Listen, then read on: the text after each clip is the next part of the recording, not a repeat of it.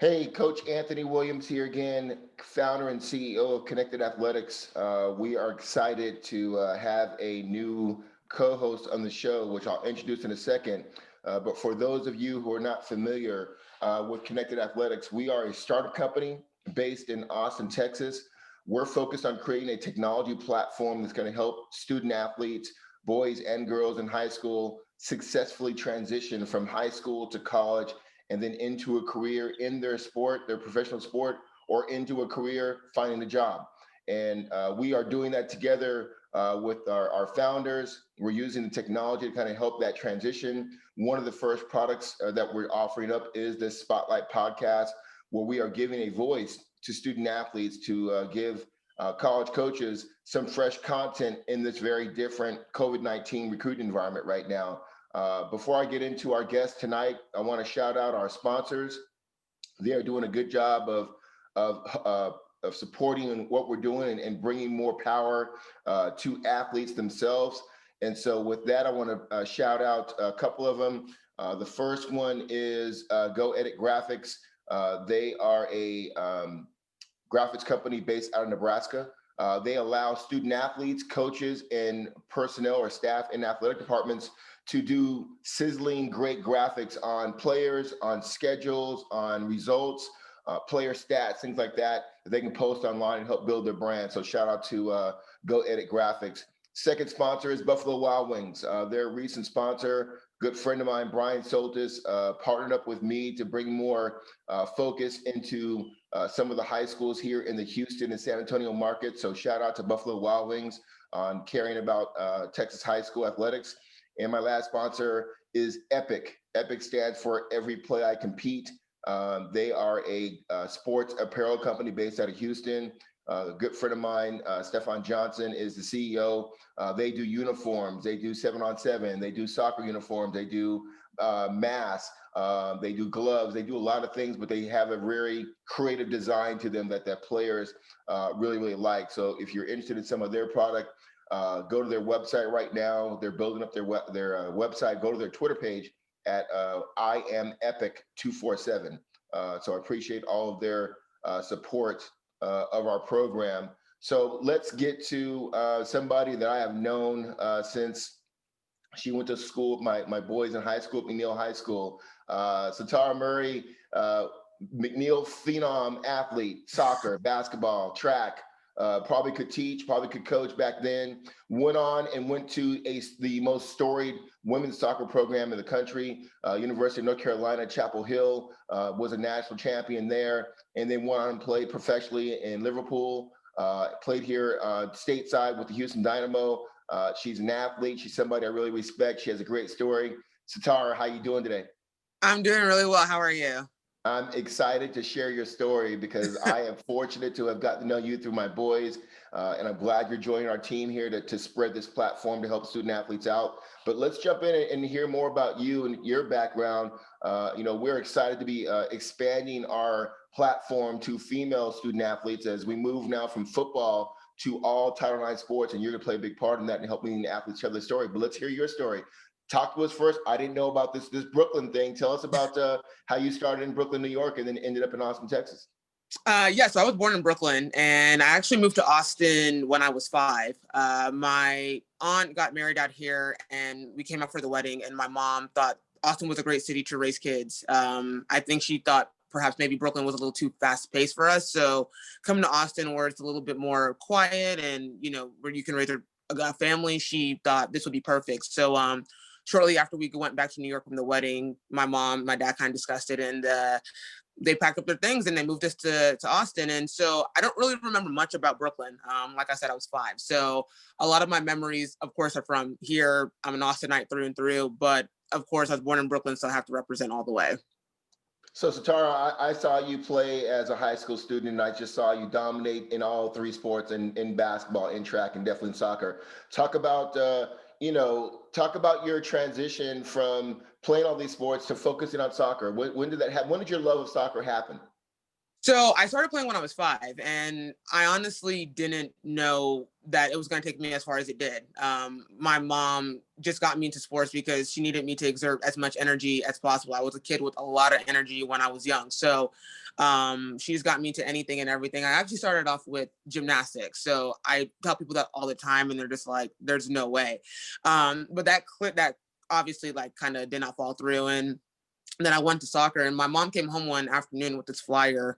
And basically it was from our local, soccer recreational soccer team in Waltz Branch. And she was like, do you want to play? And of course, being as young as I was and being from New York, I really didn't have a clue what soccer was, but all I knew is that it would give me the opportunity to run and do crazy things and kind of express myself in a way that I couldn't probably do in gymnastics.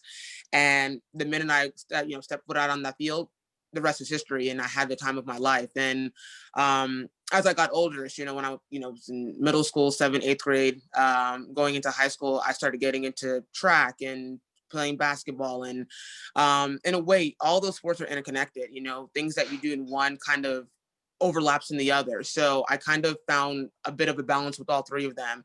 But soccer was definitely my passion, and I realized that probably very early on in my freshman year in high school. And I just thought, if I just stick with soccer and I kind of just make that my primary focus, as a sport, it'll take me really far. So that's what I did. And I'm so glad that I stuck with it and had a really good time doing it in high school and playing for club, but also getting the opportunity to play other sports as well too, kind of gave me that freedom to kind of figure out, okay, what is it that I really have a passion for? And after a little bit of playing basketball and running track, I was like, definitely soccer. So I stuck with that.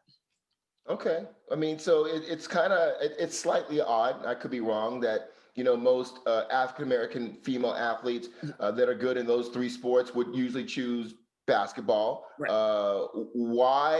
Why soccer and because you were just, yeah, you're okay at basketball. You were really good at basketball. You were really good at track. Why? I mean, was it the North Carolina thing? When did you decide this is going to be something I'm going to do for a long, long time? That's actually a really good question. I've actually never really gotten that question before. And now it makes me think about it. Why did I choose soccer? Is because I think I knew it would take me really far in life. I didn't get the same feeling with basketball and track, even though in basketball, I was really good at it, but I don't think I was as good at it as I was with soccer. And something about playing soccer just made me feel on top of the world. I don't know if it was because it just gave me the chance to just express my way in a way that, I can kind of just do these things that, nobody's ever really seen before, and, and just kind of be on top of my game every single minute of the time. But soccer for me was like a coping mechanism. It gave me the chance to just, kind of step away from the realities of things in the real world and just kind of do my own thing. So I guess to answer your question, I guess the reason why I chose soccer is because it was like freedom for me. I didn't really feel that running track or playing basketball. I felt like the reason why I was playing basketball and running track was because I think that was other people's ideas for me. But for me, it was soccer through and through. And I just really enjoyed it and I just loved it. So I know it was different, and it's not a sport where you see many girls like me in it, but that was one of the other things as well too. I wanted to kind of show girls that look like me, like, hey, we can be great in the sport, and hopefully girls in the next generation can understand, like, Black girls in this sport we can be very dominant. So that's the big thing. Well, let's fast forward. So we know that background. We get to McNeil. I see you play. I'm leaving my son's football games because I keep hearing about this girl, Satara, who is bigger, faster, and stronger than any other girl playing soccer. And I'm like, wow, she's like a LeBron out there. Talk to us about your time at McNeil and how you transitioned. I mean, there's not a female soccer player that wouldn't love to go to North Carolina. How do you migrate from McNeil High School to Chapel Hill, North Carolina? Man, my time at McNeil was unbelievable. Definitely shout out to Coach Allie Hampton. She kept my head on straight there for the entire 4 years I was there. And what I really liked about Coach Hampton was that she didn't treat me any differently. After I committed my sophomore year at UNC, sometimes you have these people that kind of treat you a little bit differently, but Hampton kept me, kept my head on straight, and made sure and just treated me just like everyone else. But the transition from McNeil to Chapel Hill, it was a big jump. I mean, from high school to college in general, anything, everything from athletically to academically, it's hard. I'm not going to sit here and try to act like it was a smooth transition. It wasn't. Playing for Lone Star Soccer Club and, coming from a really dominant team like I did, and, becoming one of the best players in the country in my class, I kind of went into North Carolina with this, I'm feeling myself sort of thing. And I was humbled real quickly. I was playing with girls that were as good, even better than me. And it was a humbling experience for sure. And it gave me it definitely took me down a notch or two. And I was happy that it happened though, because sometimes I think we all need that little kick in the butt to be like, you know what, you can't get complacent with just being good, when you're in high school and club. Now it's time for you to step up to be great in college. And so it was a rough freshman year. I can sit here and definitely say that. But by the time I got to my sophomore year and, and from there on, it was probably the best of 4 years of my life. But it was definitely, I would say, a very difficult transition because you're in a different playing field, whether that's on the field or away from it. It's different, you're having to keep up with everyone else. So and there's no hiding. So it was difficult, but it was definitely an experience that changed my life. Well, so obviously North Carolina, 55-time, 188-time champions, great program.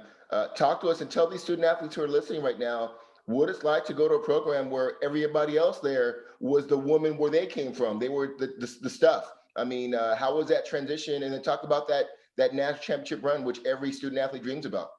Yeah, it was unbelievable. I actually, if you were to ask me when I started playing soccer, if I saw myself at UNC, I definitely would have said no, because I didn't think I was able to get to a level like that. But when I got there and when I committed and playing for Anton Dorrance, it was an experience that I can't even explain. It's actually unreal. But my first day of preseason, getting there and actually stepping foot on campus, it was just like this surreal feeling. But the minute we started playing, we started getting into practices, I was quickly reminded where I was. And, I was coming up against girls that were faster, stronger than me, and, so much technically gifted. And I was like, whoa, sometimes I thought maybe I was definitely, way out of I knew I was out of my comfort zone, but I thought maybe I was, maybe I thought I didn't belong there. So there were times where I was like, I don't think I could last here for 4 years, but there's something about the program itself that instills these core values that allows us to understand that we're bigger than the sport. And over the course of those 4 years, I learned a lot about myself and the world around me. So having the support system that I did at the university and, having the coaching staff that I did and the teammates that I did, it made transitioning and being a part of that program for 4 years unbelievable. And of course, winning a national championship my sophomore year. I mean, I always think about that whole run in the NCAA tournament.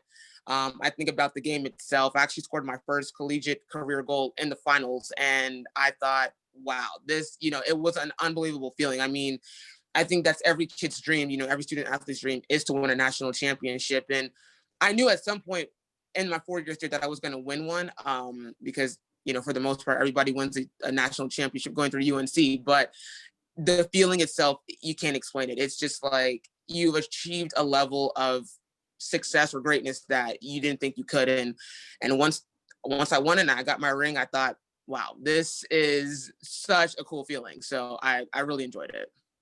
Satara, tell us, so you're playing at the top soccer program in the country. Talk about the time management, because you still got academics to deal with. Chapel Hill's no slouch academically. Tell these student athletes what it's like to transition from Mcniel, which is a very strong academic school, but then managing the time between being an elite athlete and also keeping up with your academics at North Carolina. Oh, that's a great question. So I was actually listening to one of your podcasts with one of your football players, and you had mentioned the resources that are available to student athletes at schools. And I want to emphasize the importance of that, because I think student athletes should really take advantage of those resources, because, academic advisors, tutors, professors, coaching staffs, they're there for you. They're there to support you, to help you in whatever it is that you need. I was a good student academically in high school. So I thought that the things that I did in high school, I can kind of get away with in college. But like you said, UNC Chapel Hill is a very, very good school. And, the academics they're challenging. And it hit me like a train my first semester. And I was all over the place. And there was times where I thought, I can't do this, but the resources that are available to student athletes, I don't think I took advantage of them as much as I should have my freshman year.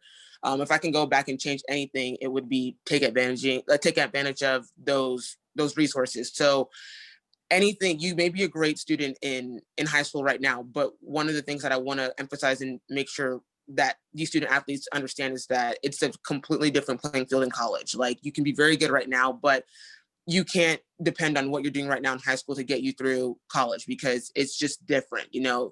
Professors are different. The curriculum is different. It's challenging. And if these student athletes go into college as exactly that, a student athlete, take advantage of all the things that are available around them, because there are things that allow your transition to be a lot smoother if you actually go and speak to people, speak to professors, go into office hours, whatever the case may be. Any little extra help goes a really long way in college. And obviously, being a student athlete, you're constantly traveling when you're in season, and you're away more than you're actually at school, and sometimes you need the perfect balance to understand that it's not always going to be smooth, but you have the resources there to help you. And if you capitalize on that, your 4 years at the university will be a lot better than you can probably even imagine. I talked to a student athlete last night, and she was talking about it, and we're starting to see it become more prominent in the news, the mental health status of athletes. I mean, you're playing at UNC, you're dealing with academics, you're far away from home, you're not near your mom. Talk to us about your feelings about this growing issue of mental health as far as how it affects student athletes.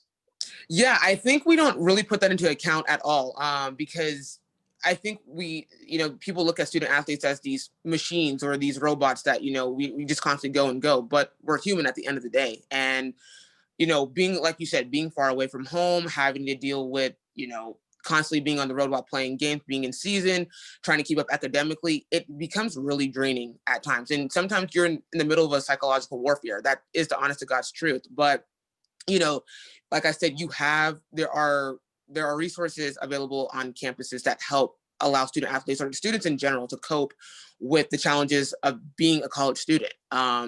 Nobody said college was ever going to be hard, but it's definitely worth it. But figuring out how to juggle and balance everything, it's hard, because you're telling an 18, 19-year-old to kind of figure it all out. And it's difficult. I mean, when you're a freshman, you're just getting out of high school. You're kind of, getting your feet wet, trying to see, what works for you. And it's hard. But, as the years go on, as you get older, as you become a little bit more experienced, it does get a lot smoother. But that freshman year, it definitely is challenging. But I would always recommend, going and talking to guidance counselors, or talking to academic advisors, or, building and developing relationships with your professors, because that can definitely help the process a lot better, because professors get it, guidance counselors get it, academic advisors get it, and they want to be there for you as much as possible. So, like I said before, take advantage of all the resources available, and it will help you not be as such a psychological warfare as some student athletes have.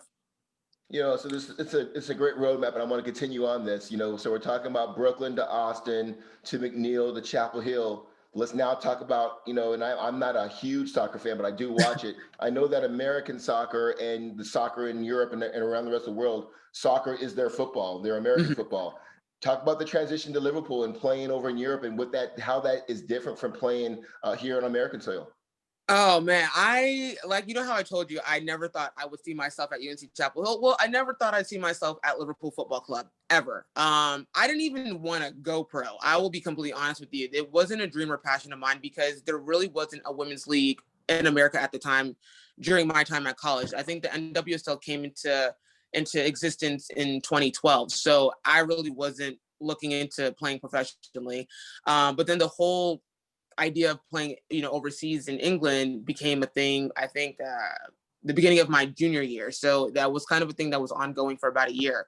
And so I have dual citizenship through my mom. She's English. So it made it easier for me to kind of hop over to England. And I ended up signing for Liverpool midway through my senior year at UNC. And I can't even begin to put into words what that experience was like. Playing for such a football club like Liverpool is like no other. The fan base, the culture, the environment, it's there's nothing comparing to it at all. But just like my transition from high school and club soccer to college, my transition from college to professional was a huge leap.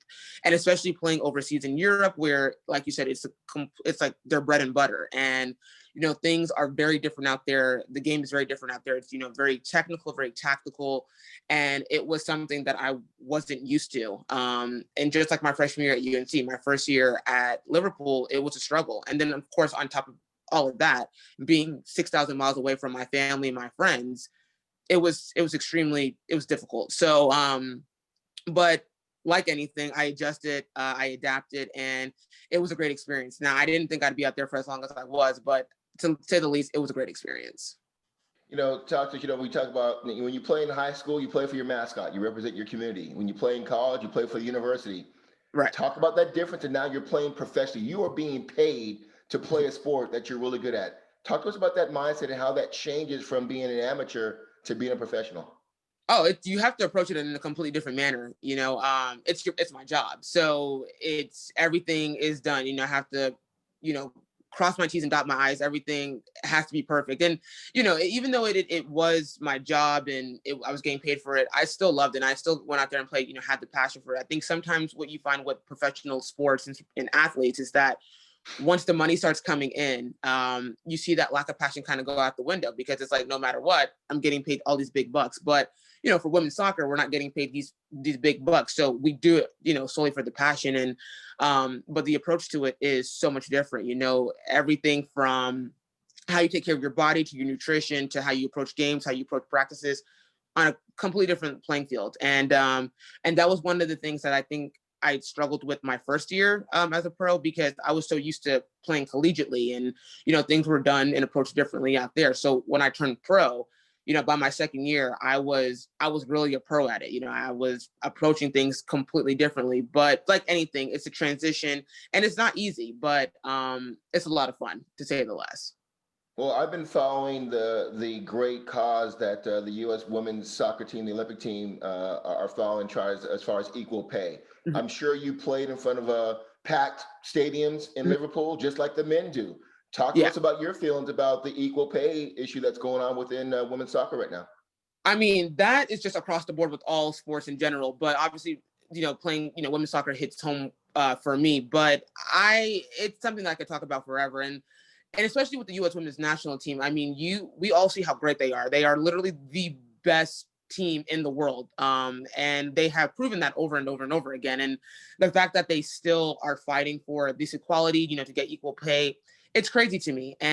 But they are a group of women that I know won't ever stop fighting. They'll do whatever it takes to make sure, generations to come won't have to deal with these sort of issues. And I applaud them most definitely, because they are an elite group of women that have put women's soccer on a completely different pedestal than it has, in years before. And I applaud them. So I know that they will keep fighting, and, they're going to continue to keep building this foundation for, for future generations to build off of. But I still don't think this is a conversation we should be even having in 2020. I think it's insane. They have shown, like I said, over and over again, that they are the best and they deserve to get paid just like the men, if not maybe even more. And the fact that there's this constant back and forth, it's disgraceful, really. And I wish people would, put their money where the mouth is and pay these women what they rightfully deserve. Yeah. Before we get into you and your role with us here at Connected Athletics and the podcast, I want to ask you, obviously 2020 has been a year like none other with COVID-19 and the awareness of social injustice. You're a Black woman that's been playing soccer both in America and internationally. What's it been like? I hear and see stories over in Liverpool, places where even minority athletes, people of color, are treated differently. Did you experience that? What's been your experience, and what are you doing to help change the narrative on that? Yeah, I definitely, this year has just been, and just has, I don't even have words for it. It's just been a mentally, emotionally, and psychologically draining year. I think everybody's experiencing that, and what we're seeing in our community is just, it's just horrible. When I lived over in England, funny enough, I actually didn't really experience any sort of crazy like racism, nothing like that. But I have heard stories, and up until like I think yesterday, I was hearing stories about things going on in England. And as a as an athlete and having the platform that I have, I try to do everything in my might to start a conversation, because that's the point of having the platform that I have, is to start a conversation. And just being a Black woman in a predominantly white sport, that in itself is a conversation starter. And that is one of the things that I have been trying to do my entire professional career, is create a platform where we can speak openly and comfortably about the things that we go through in our everyday lives. And it's just, it's sad. And I wish that people will understand that the color of our skin doesn't determine how good we are at a sport, or we should be treated any differently than our white counterparts. I think that should be first and foremost, but it's something that I think we constantly have to continue to keep working on as a community, as a nation, as a world, because it's not just happening here in America, like you said, it's happening everywhere. But I have heard, of some pretty crazy stories of, more so like in the men's game, where they racist chants and certain and certain noise, and it's like, what are you doing? This is not okay, and this should not be tolerated in the sport or anywhere else for that matter. So and I think 2020 really just kind of brought it to light, like all of the crazy things that Black people experience, not just in sports, but in the world in general, experience on a day-to-day basis. And I think it's a conversation that needs to continue to keep happening, no matter the circumstance. No, I absolutely agree. Transitioning to your role with us now, we're so excited to have you. You're now, you're still playing. Maybe you think about retiring, whatever. But what would you tell yourself? What would you tell student athletes coming up behind you now? Satara, I think about my niece who we interviewed last night, Aaliyah Holmes. She's playing basketball. She chose basketball. She could have played any sport. My goddaughter, Shanae Jones, was a elite soccer, basketball, and softball player. She chose softball. She played softball at OU. My daughter, as you know, is AJ Ayana. She's playing softball now. If you stay in basketball, you're around other Black women, and there's less of it's more comfort level. You choose soccer, you choose softball or volleyball, and it's kind of, you're one of a few, or sometimes you're the only one. What advice would you give those up and coming student athletes about how to handle your sport, your academics, and just the relationships of being one of the only minorities, one of the only Black athletes on the team? Yeah, I think that's a great question. I think there's a balance in all of it. And for me personally, the way that I kind of, juggling the sport, the academics, and then of course being, a minority amongst my team, is you have to, I think the most important thing, especially focusing on the topic with being the only minority, is have conversations with your teammates about things. I think that was one of the things, especially this year in 2020, where I found it really important to like have conversations with your teammates about certain things, and about what it's like to be Black in America, what it is to be a Black woman in a predominantly white sport, because I think nobody's a mind reader, and so nobody really knows how somebody is feeling. But I think if you set the tone early and have these conversations, and speak to your white counterparts and your white teammates, it's an easy thing to, I think it's not an easy thing to have a conversation about, but it's a very I think important conversation to have. And I know there's a lot dealing with the academics and the the athletics and all other stuff, but find a balance. Don't ever let a sport mentally drain you. Find a balance, find things outside of your sport to kind of do, find a hobby. Have fun, and most importantly, with any advice that I have with anything, is just have fun doing what you do. When that fun goes out the window and that passion goes away, I think that's when you start to kind of resent the sport, resent the people around you. And sometimes college will have student athletes kind of feeling like that, because there's just so much going on at a time. You're constantly on the go as a student athlete, but like I said before, find a balance, use the resources, and have conversations with people.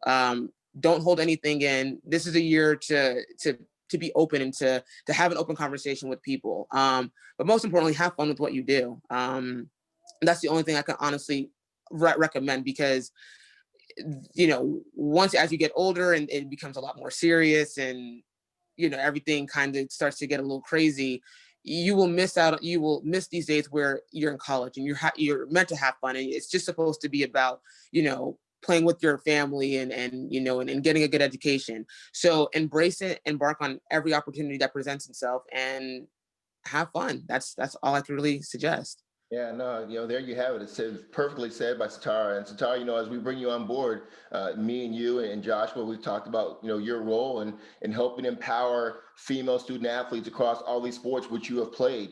There's so many things now that this generation of athlete is dealing with that you, even being young, didn't have to deal with, like name, image likeness from the NCAA, how to control your brand, and having much more power over your voice as a student athlete.